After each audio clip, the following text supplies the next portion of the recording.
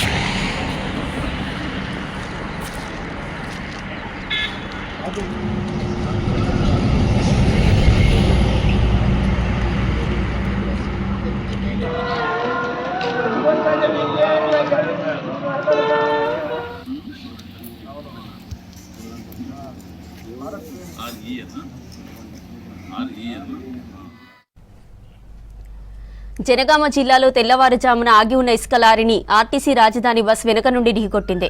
ప్రమాదంలో బస్సులోని 2 ప్రయాణికులు అక్కడికక్కడే మృతి చెందారు. మరో 4గురికి తీవ్ర గాయాలయ్యాయి. మరికొందరికి స్వల్ప గాయాలయ్యాయి.